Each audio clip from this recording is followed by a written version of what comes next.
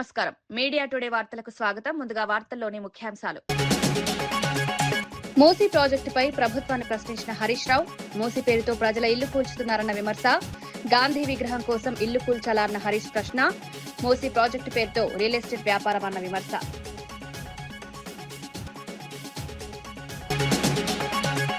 హార్బర్లను ప్రైవేటీకరణ చేయొద్దన్న మాజీ మంత్రి అప్పలరాజు, మత్స్యకారుల ప్రయోజనాలను కాపాడాలని ప్రభుత్వానికి విజ్ఞప్తి, ప్రభుత్వ స్థలాన్ని ప్రైవేట్కు అప్పగిస్తోందన్న విమర్శ, చేపల వేటగాళ్లకు ఉపయోగపడుతుందన్న హార్బర్లను కాపాడాలని పిలుపు.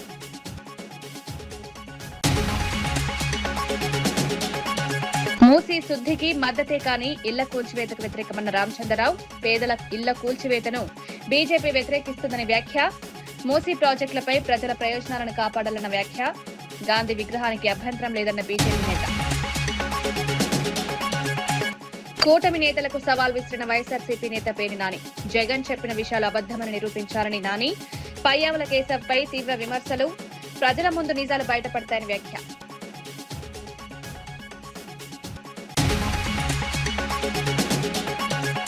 ఎంజీఆర్ పై వ్యాఖ్యలకు క్షమాపణ చెప్పిన నటుడు రాజేంద్ర ప్రసాద్, పొరపాటున చెప్పిన మాటలను క్షమించాలని, ఎంజీఆర్ దేవుడు లాంటి వ్యక్తి అన్న నటుడు, వ్యాఖ్యలపై వచ్చిన స్పందనను గౌరవిస్తారన్న నటుడు.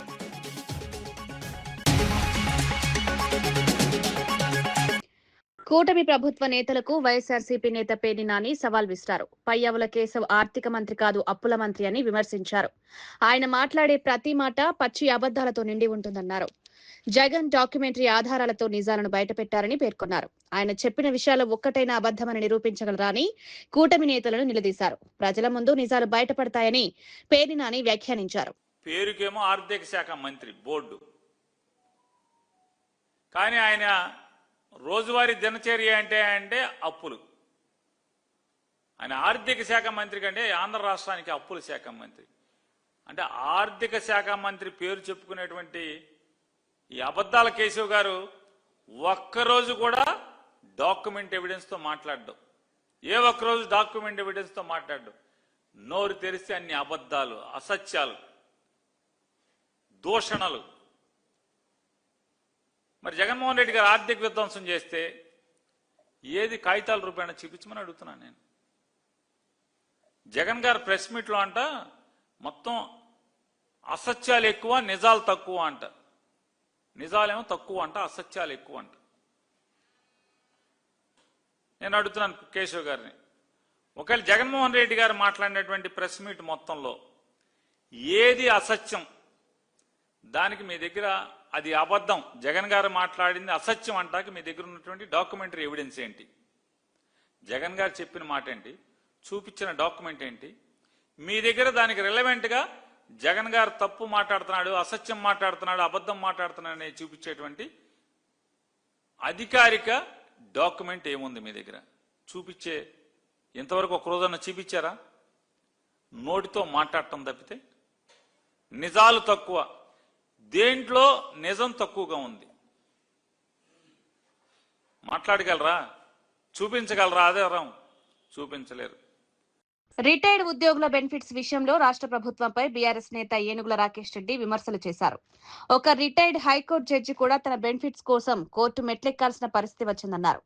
ఇది ప్రభుత్వ పాలన ఎంత దారుణంగా ఉందో చెప్పడానికి సరిపోతుందని వ్యాఖ్యానించారు. రిటైర్డ్ ఉద్యోగులు తమకు రావాల్సిన బెనిఫిట్స్ కోసం కోర్టుల చుట్టూ తిరుగుతున్నారని పేర్కొన్నారు. ఉద్యోగులకు రావాల్సిన హక్కులను ప్రభుత్వం వెంటనే ఇవ్వాలని డిమాండ్ చేశారు. త్వరలో నోటిఫికేషన్ చూడండి, ఎన్ని పేపర్ మీకు చూపెడతాను. త్వరలో 17,000 కానిస్టేబుల్ పోస్టుల భర్తీ, పోలీస్ శాఖలో 14,000 ఉద్యోగాలు త్వరలో భర్తీ, కొత్త సంవత్సరంలో పోలీసు కొలువులు 14,000 కానిస్టేబుల్ పోలీసుల భర్తీకి రంగం సిద్ధం, 14,000 పోలీస్ కానిస్టేబుల్ ఖాళీలు భర్తీ చేసేందుకు పోలీస్ శాఖ కసరత్తు, గ్రూప్స్ ఉపాధ్యాయ పోలీసు విద్యుత్ గురుకుల వైద్య నియామకాల ప్రక్రియ,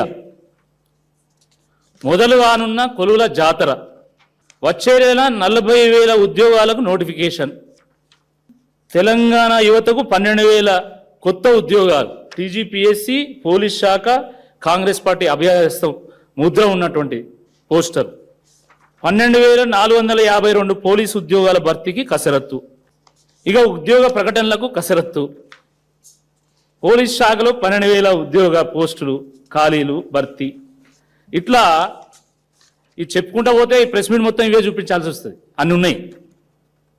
అంతెందుకు, ఇప్పుడు జస్ట్ నేను ఈ ప్రెస్ మీట్కు వచ్చే ముందు వేటు న్యూస్లో నోటిఫికేషన్ వచ్చింది. ఏమని? 17,992 పోస్టుల పోలీసు ఉద్యోగాలకు త్వరలో నోటిఫికేషన్. జస్ట్ ఇప్పుడు ఒక హాఫ్ అన్ అవర్ కూడా కాలే. అసలు ఇన్ని నాటకాలు ఎందుకు? నువ్వు రియలిస్టిక్గా మీరు ఏం చేస్తారో చెప్పొచ్చు కదా. వాళ్ళు లీకులు ఇస్తారు, వీళ్ళు రాస్తారు. పాపం నిరుద్యోగ యువత వాళ్ళ తల్లిదండ్రులు కూలీ నాలీ చేసి పార్టీ ఫిరాయింపుల చట్టాన్ని తెలంగాణ ప్రభుత్వం ఉల్లంఘిస్తోందని మాజీ ఎంపీ బోయిన్పల్లి వినోద్ విమర్శించారు. రాజీవ్ గాంధీ తీసుకొచ్చిన చట్టాన్ని రేవంత్ రెడ్డి ప్రభుత్వం నిర్వీర్యం చేసిందన్నారు. దేశవ్యాప్తంగా రాహుల్ గాంధీ రాజ్యాంగం గురించి మాట్లాడుతున్నప్పటికీ తెలంగాణలో జరుగుతున్న పరిణామాలపై స్పందించడం లేదన్నారు. కాంగ్రెస్ జెండాను జాతీయ జెండాగా చెప్పడం కూడా రాజ్యాంగానికి అవమానమని విమర్శించారు. రాహుల్ గాంధీకి ఈ రేవంత్ రెడ్డి కాంగ్రెస్ పార్టీ తెచ్చిన చట్టాన్ని చంపేసాడు. కాంగ్రెస్ పార్టీ సోనియమ్మ భర్త రాహుల్ గాంధీ తండ్రి రాజీవ్ గాంధీ గారు తీసుకొచ్చిన చట్టాన్ని ఇలా నిర్వీర్యం చేసేసి అబాసుపాలు చేసి రాజ్యాంగంలో అది ఉండడం తప్పు, ఇంత మంచి రాజ్యాంగంలో ఇలాంటి ఆ 10th షెడ్యూల్ని అంత అపహాస్యం చేసాడు, అంత నవ్వుల పాలు చేసిండు మన స్పీకర్ ప్రసాద్ గారు. అపహాస్యం చేసాడు, నవ్వుల పాలు చేసాడు. ఏం దొరకబట్టిండు? కొత్త సూత్రం ఏం దొరకబట్టిండు? రేవంత్ రెడ్డి నాయకత్వాన ప్రసాద్ గారు ఏం దొరకబట్టిండు? పార్టీ మారినా కూడా నేను మారలేదని చెప్తే అయిపోతుంది. ఇంకా దీనికి ఎవడేం చెప్తాడు? పార్టీ మారి నేను మారలేదు అంటే సరిపోతుంది. ఇంకా ఈ 10th షెడ్యూల్ ఎందుకు ఉండాలి రాజ్యాంగంలో? ఎవడన్నా మారచ్చు, నేను మారలేదు అని చెప్పి స్పీకర్ కూడా లెటర్ ఇస్తే ఇది పెద్ద, ఇప్పుడు ఇది ఉత్తగా పోదు. ఇది ఈ దేశం దీన్ని సీరియస్గా తీసుకోవాలి. కొంత సమయం పడుతుండొచ్చు అర్థం కావడానికి రాజకీయ పార్టీలకు, రాజకీయ నాయకులకి, పార్లమెంటేరియన్స్కి, ముఖ్యంగా పత్రికా రంగంలో సీనియర్ జర్నలిస్టులకి, ఎడిటోరియల్ బోర్డు మెంబర్స్కి, వీళ్ళకి అందరికీ దాని ఈ ఆర్డర్ కాపీలు వచ్చిన తర్వాత చదివిన తర్వాత అర్థమవుతుంది ఎంత అపహాస్యం చేసిండు రాజ్యాంగాన్ని. అంటే ఇప్పుడు ఎవడైనా పార్టీ మారచ్చు, నీ పార్టీ మారలేదని చెప్పేసి రాయొచ్చు. ఇంకా ఎక్కడ దాకా తీసుకుపోయారు? జాతీయ జెండాను కూడా అపహాస్యం చేశారు. కాంగ్రెస్ కండువాన్ని మన రేవంత్ రెడ్డి కప్పితే అది కాంగ్రెస్ పార్టీ కాదు, జాతీయ చిహ్నమే కదా, 3 రంగులు అని అపహాస్యం చేశారు. పత్రికల్లో చూసిన, నేను మాట్లాడాను కాంగ్రెస్ పార్టీ నాయకుడు పైపెచ్చు. ఇవాళ ఇంకేమన్నాడు? ఇంకా మోస్ట్ అందరం ఏమనుకున్నాం, మీ విలేకరులు కానీ, మేధావులు కానీ, రాజకీయ పార్టీలు కానీ ఏకంగా వాళ్ళందరూ వేరు. కానీ ఇక కడియం శ్రీహరును దానం నాగేందర్ అయితే అవుట్ అవుతారు. ఇంకా 2 ఎన్నికలు వస్తాయి మీరని ఇంక రోజు మీరు ఇక్కడ మా కారిడార్లో ఎప్పుడు వస్తాయి ఖైరతాబాద్ క్యాండిడేట్ ఎవరు, లేకపోతే గన్పూర్ క్యాండిడేట్ ఎవరు అని ఇంకా మీరు మాట్లాడుతుంటే మేము విన్నాం. నాకు అప్పుడే అనుమానం వచ్చింది, కడియం శ్రీహర్ గారు నేను కూడా టీఆర్ఎస్ అన్న తర్వాత అవుట్, ఈ వికెట్ పడతలేదు అనుకున్నాం. అరే నేనైతే దానం నాగేందర్ని ఎట్లా తప్పిస్తాడు ఈ ఎవరు స్పీకరు రేవంత్ రెడ్డి అంటే? మహా తెలివికల్లోడు రేవంత్ రెడ్డి అండ్ మిస్టర్ ఏమైతుంది ఎట్లా కొట్టుకుపోతా. కానీ ఇప్పుడైతే సమయం కావాలి మనకు. రాష్ట్రంలో హార్బర్లను ప్రైవేటీకరణ చేసే ప్రయత్నాలు జరుగుతున్నాయని మాజీ మంత్రి సీదిరి అప్పలరాజు విమర్శించారు. ప్రభుత్వం నడిపే సంస్థలను ఒక్కొక్కటిగా ప్రైవేట్ చేతుల్లోకి అప్పగించే కుట్ర జరుగుతోందన్నారు. గతంలో మెడికల్ కాలేజీలను కూడా ప్రైవేట్ కి ఇవ్వాలని ప్రయత్నించారని తెలిపారు. జగన్ ప్రభుత్వం 10 ఫిషింగ్ హార్బర్లు, 6 జెట్టీలను చేపల వేటగాళ్లకు ఉపయోగపడుతున్నాయన్నారు. మత్స్యకారుల ప్రయోజనాలను కాపాడాలని ప్రభుత్వాన్ని కోరారు. ఆర్ఎన్బి రోడ్ల పైన మండల్ టు మండల్ కనెక్టింగ్ రోడ్ల మీద కూడా టోల్ గేట్లను పెట్టి పీపీపీ మోడ్లో ఆ రోడ్లను అభివృద్ధి చేయడానికి ఒక ప్రయత్నం చేసినారు. ఇరిగేషన్ ప్రాజెక్ట్, చంద్రబాబు గారు బ్రెయిన్ చైల్డ్లను గొప్పగా చెప్పుకున్నటువంటి బనకచెర్ల ప్రాజెక్టును సైతం పీపీపీ మోడ్లో టేకప్ చేయడానికి ప్రయత్నం చేశారు. లిఫ్ట్ ఇరిగేషన్ స్కీమ్స్ పీపీపీ మోడ్కి ఇచ్చేయడానికి ప్రయత్నం చేసినారు. పర్యాటక శాఖలో ఉన్నటువంటి ఎవ్రీ ఇన్స్టిట్యూట్ ప్రైవేట్ వ్యక్తుల చేతుల్లో పెట్టారు. ఇటీవల కాలంలో పెద్ద ఎత్తున చర్చ అయినటువంటి మేధావులు, విద్యావంతులు, ఉద్యోగస్తులు అందరూ కూడా పెద్ద ఎత్తున వ్యతిరేకించినటువంటి నిర్ణయం మెడికల్ కాలేజీలు ప్రైవేటీకరణ చేయటం, ప్రైవేట్ వ్యక్తుల చేతుల్లో ప్రభుత్వ మెడికల్ కాలేజీలు పెట్టడం అన్నటువంటిది ఎంత దారుణమైనటువంటి సంగతో కూడా మనందరం చూసాం. మరి దీని కొనసాగింపుగా ఈ ప్రభుత్వం వచ్చినటువంటి మొదట్లోనే ఇది 2024 December 29న government of Andhra Pradesh maritime board వెబ్సైట్లో పెట్టినటువంటి ఒక నోటిఫికేషన్ మీకు చూపిస్తున్నాను. ఏపీఎంబీ ఆంధ్రప్రదేశ్ మేరిటైమ్ బోర్డు వాళ్ళ వెబ్సైట్లో పెట్టినటువంటి నోటిఫికేషన్ ఈ రాష్ట్రంలో ఉన్నటువంటి హార్బర్లను ప్రైవేటైజ్ చేసేదానికోసం, ప్రైవేట్ వ్యక్తుల చేతుల్లో పెట్టడం కోసం ఈ ప్రభుత్వం కాల్ఫర్ చేసినటువంటి ఎక్స్ప్రెషన్ ఆఫ్ ఇంట్రెస్ట్ ఈఓఐకి సంబంధించినటువంటి నోటిఫికేషన్. ఒక జెట్టి కానీ, ఒక హార్బర్ కానీ, ఒక పోర్టు కానీ మీ హయాంలో శంకుస్థాపన కానీ ప్రారంభం కానీ జరిగిందా నేను అడుగుతా ఉన్నా. Once again reiterating my words, Chandrababu Naidu గారి నాలుగు పర్యాయాల ముఖ్యమంత్రి సమయంలో 1000 కిలోమీటర్లు పైబడినటువంటి ఆంధ్రప్రదేశ్ తీర ప్రాంతంలో ఎక్కడైనా ఎప్పుడైనా ఒక ఫిష్ ల్యాండింగ్ సెంటర్కు కానీ, ఒక హార్బర్కు కానీ, ఒక పోర్టుకు కానీ శంకుస్థాపన కానీ ప్రారంభం కానీ చేశారా నేను అడుగుతా ఉన్నాను. డీప్ సీ ఫిషింగ్ చేయడానికి ఎక్కడ అనువైనటువంటి హార్బర్లు కానీ, పోర్టులు కానీ, జెట్టీలు కానీ లేవు అని మొరపెట్టుకుంటే జగన్మోహన్ రెడ్డి గారు ముఖ్యమంత్రి అయిన వెంటనే, జగన్మోహన్ రెడ్డి గారు అధికారంలోకి వచ్చిన వెంటనే ప్రతి జిల్లాలో కూడా ఒక హార్బర్ ఉండాలని, ప్రతి జిల్లాలో, ఇంకప్పటికీ జిల్లాలు మనం బైఫర్కేట్ చేయలేదు, మనం 13 జిల్లాలే ఉన్నాయి, ప్రతి జిల్లాలో కూడా ఒక హార్బర్ ఉండాలని 10 ఫిషింగ్ హార్బర్లు 6 జెట్టీలు మంజూరు చేసినటువంటి ఘనత మా నాయకుడు శ్రీ వైఎస్ జగన్మోహన్ రెడ్డి గారు. చాలా గర్వంగా మేము చెప్పుకోగలము. మూసీ ప్రాజెక్టు పేరుతో ప్రభుత్వం ప్రజల ఇళ్లను కూల్చివేస్తోందని మాజీ మంత్రి హరీష్ రావు విమర్శించారు. ప్రభుత్వం ఇచ్చిన గెజిట్ ప్రకారం 10,017 ఇళ్లు కూల్చి 3,279 ఎకరాల భూమిని సేకరించాలని నిర్ణయించిందన్నారు. ఇప్పటికే హైడ్రా పేరుతో వేలాది మంది జీవితాలు దెబ్బతిన్నారన్నారు. ఇప్పుడు మూసీ పేరుతో మరోసారి ప్రజలను ఇబ్బందులకు గురిచేస్తున్నారని ఆరోపించారు. గాంధీ విగ్రహం ఏర్పాటు కోసం ఇంతమంది ప్రజల ఇళ్లను కూల్చడం అవసరమా అని ప్రశ్నించారు. మూసీ శుద్ధి పేరుతో రియల్ ఎస్టేట్ వ్యాపారం జరుగుతోందా అని ప్రభుత్వాన్ని నిలదీశారు. ప్రజలకు ఉన్నటువంటి అనుమానాలను నివృత్తి చేయాలి. అంతా ఆగమాగం, సగం సగం, ఏది సరిగా ఉండదు. నీది అన్ని అబద్ధాలు, గోబల్స్. రేవంత్ రెడ్డి కాదు, గోబల్స్ రెడ్డి నువ్వు. నేను ఆధారాలతో సహా చెప్తా, ఉత్తమాటలతో. ఎన్నడన్నా దేవుని మీద ఒట్టు పెట్టి కూడా మాట తప్పినవు నువ్వు. మొన్న మిర్యాలగూడలో మున్సిపల్ ఎన్నికల్లో పోగానే మున్సిపల్ ఎన్నికల తెల్లారే రైతు బంధు పైసలు వేస్తా అని కూడా మాట తప్పినవు.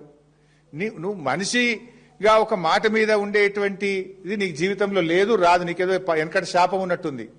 నిజాలు మాట్లాడాడు రేవంత్ రెడ్డి అనే ఒక శాపం మీద ఉన్నట్టుంది. అబద్ధాలు తప్ప నువ్వు ఎన్నడూ జీవితంలో నిజాలు మాట్లాడవు నువ్వు. పిఠాపురంలో నిర్వహించిన కార్యక్రమంలో వర్మ అలిగిన ఘటన చర్చనీయాంశమైంది. స్వచ్ఛాంధ్ర కార్పొరేషన్ ఆధ్వర్యంలో పారిశుద్ధ కార్మికుల శిక్షణ కార్యక్రమం నిర్వహించారు.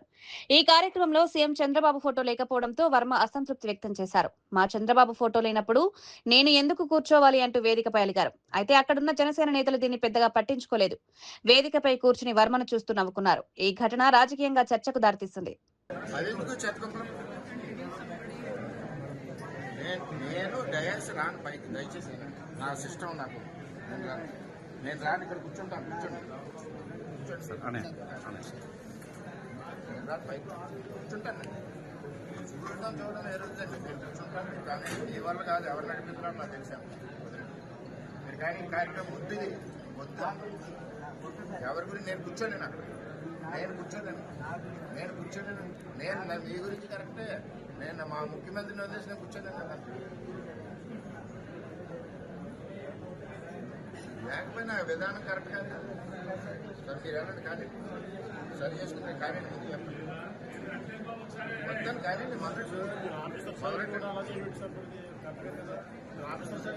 రైతు భరోసా పథకంపై మాజీ మంత్రి కన్నబాబు ప్రభుత్వాన్ని ప్రశ్నించారు. గత ప్రభుత్వం 53,58,000 మంది రైతు కుటుంబాలకు పెట్టుబడి సాయం అందించిందన్నారు.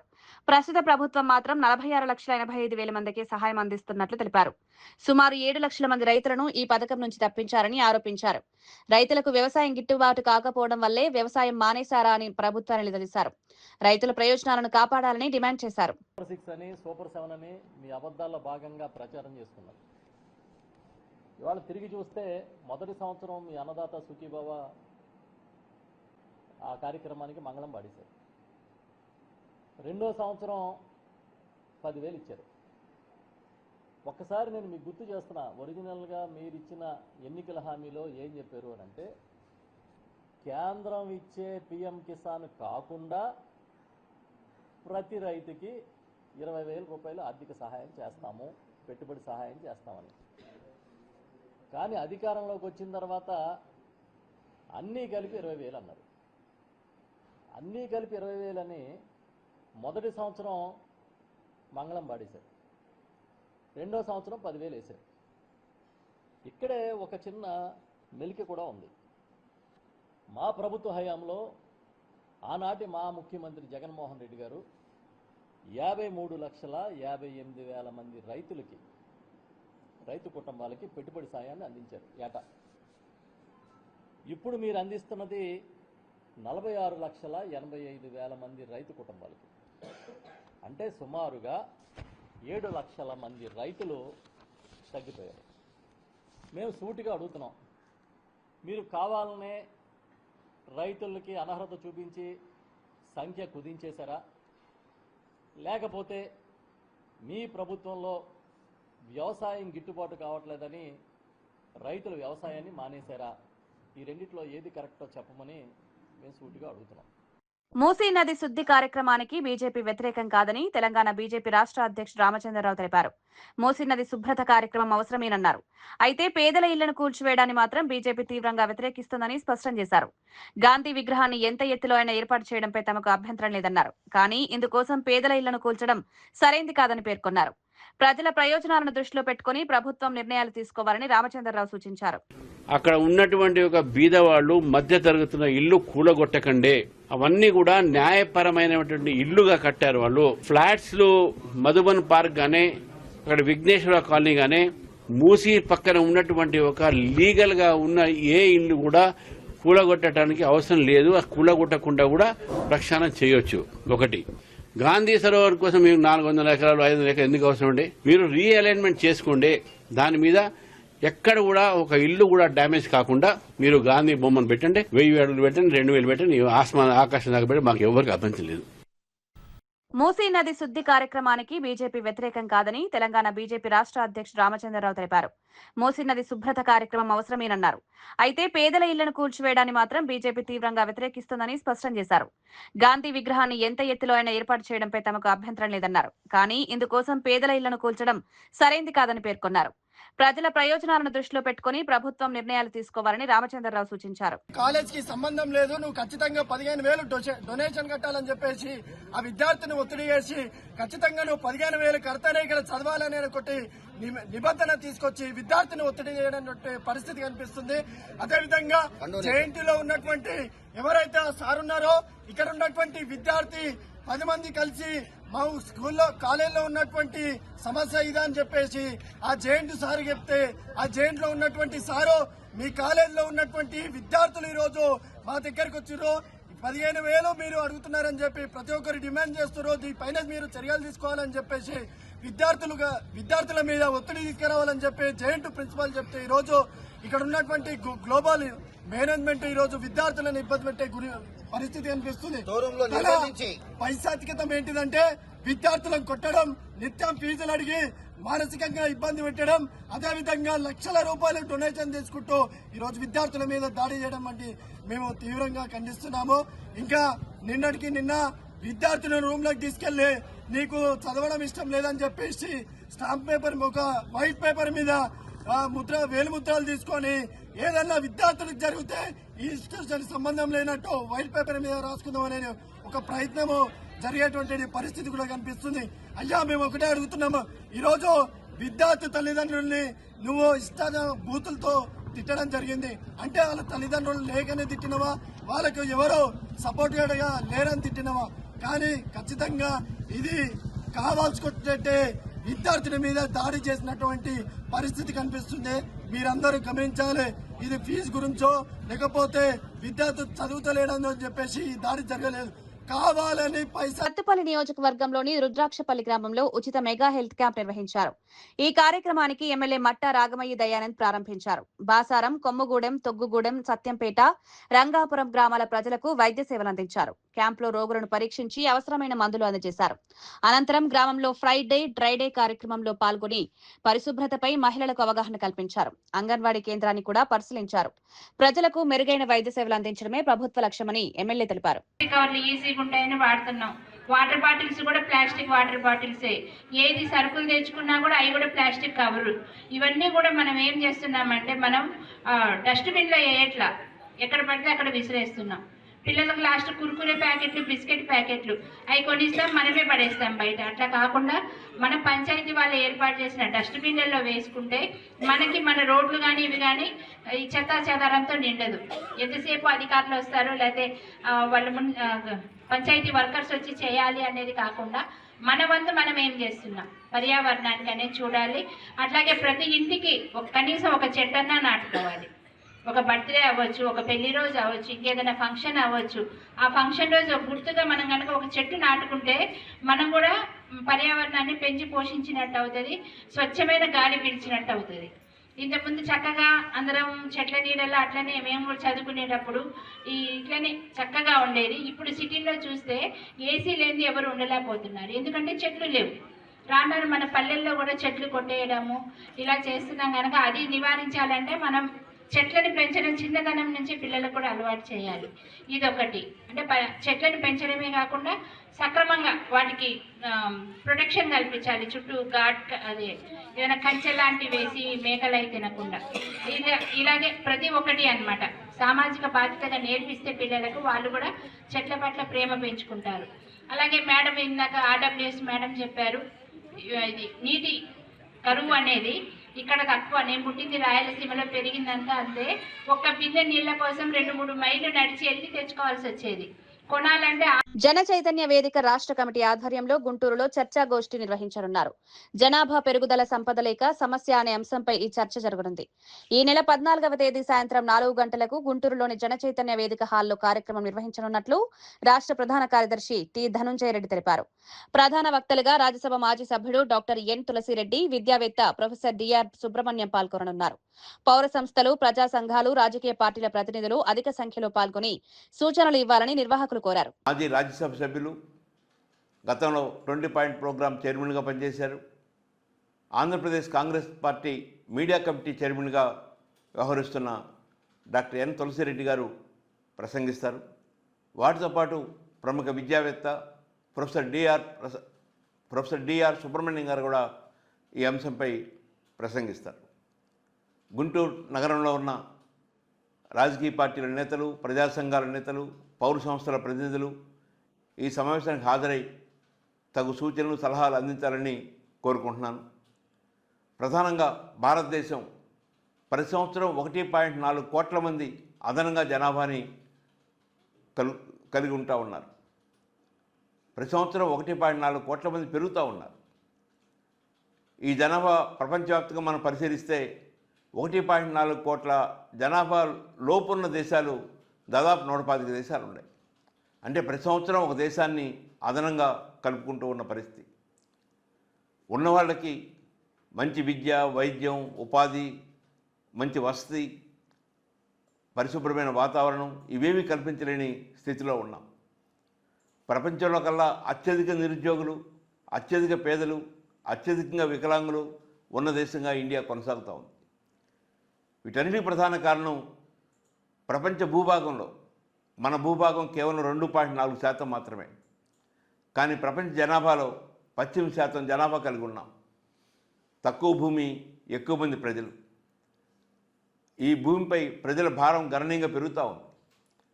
కానీ రాష్ట్ర ముఖ్యమంత్రి నారా చంద్రబాబు నాయుడు గారు పిల్లల్ని ఇంకా కనాలి, కనకపోతే భవిష్యత్తులో మంది వృద్ధ దేశంగా మారిపోతుంది, యువత తగ్గిపోతారు, కాబట్టి భవిష్యత్తును దృష్టిలో పెట్టుకొని పిల్లల్ని మరింతగా కనండి అని చెప్పని కొత్తగా పాపులేషన్ మేనేజ్మెంట్ పాలసీ అనే పేరుతో ఒక భావజాలాన్ని ప్రజల ముందు ఉంచుతున్నారు.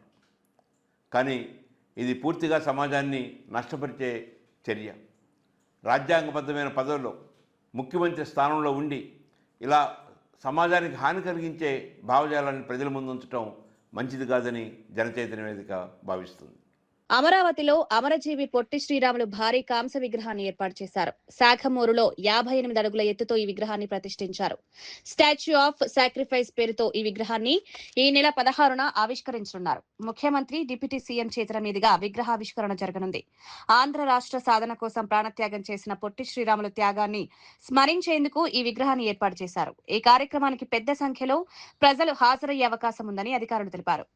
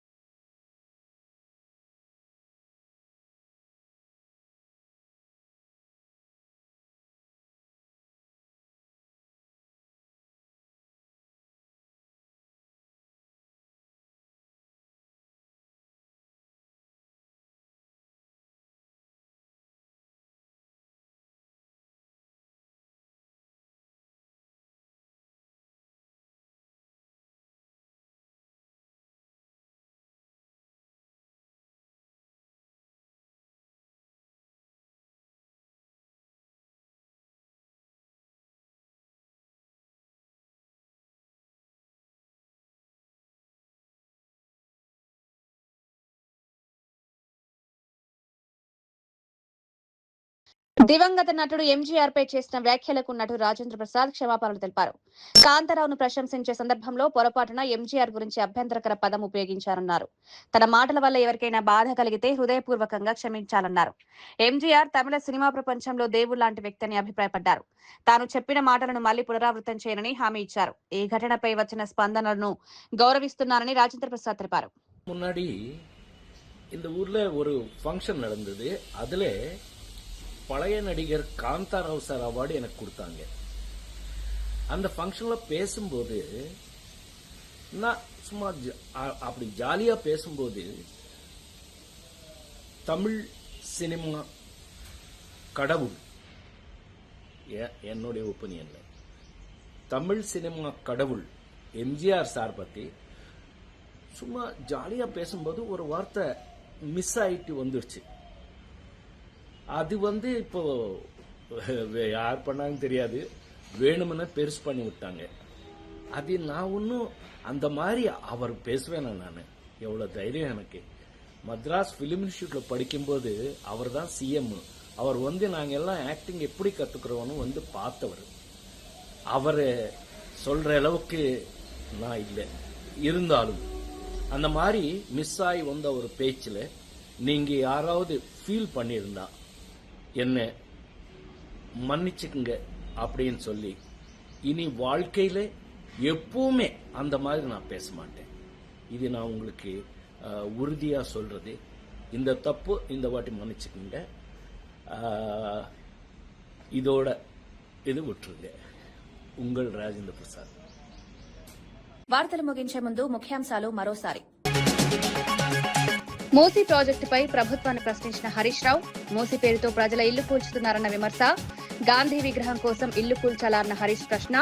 మూసీ ప్రాజెక్టు పేరుతో రియల్ ఎస్టేట్ వ్యాపారం అన్న విమర్శ.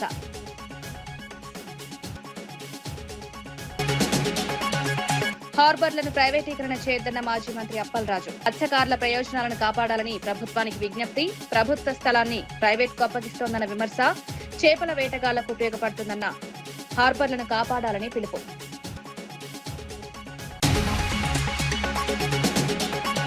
మూసీ శుద్ధికి మద్దతే కానీ ఇళ్ల కూల్చివేతకు వ్యతిరేకమన్న రామచంద్రరావు. పేదల ఇళ్ల కూల్చివేతను బీజేపీ వ్యతిరేకిస్తుందని వ్యాఖ్య. మూసీ ప్రాజెక్టులపై ప్రజల ప్రయోజనాలను కాపాడాలన్న వ్యాఖ్య. గాంధీ విగ్రహానికి అభ్యంతరం లేదన్న బీజేపీ నేత. కూటమి నేతలకు సవాల్ విసిరిన వైఎస్ఆర్సీపీ నేత పేర్ని నాని. జగన్ చెప్పిన విషయాలు అబద్దమని నిరూపించారని నాని.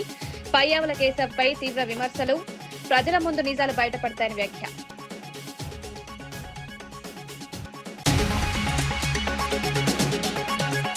ఎంజీఆర్ పై వ్యాఖ్యలకు క్షమాపణ చెప్పిన నటుడు రాజేంద్ర ప్రసాద్. పొరపాటున చెప్పిన మాటలను క్షమించాలని. ఎంజీఆర్ దేవుడు లాంటి వ్యక్తి అన్న నటుడు. వ్యాఖ్యలపై వచ్చిన స్పందనను గౌరవిస్తారన్న నటుడు.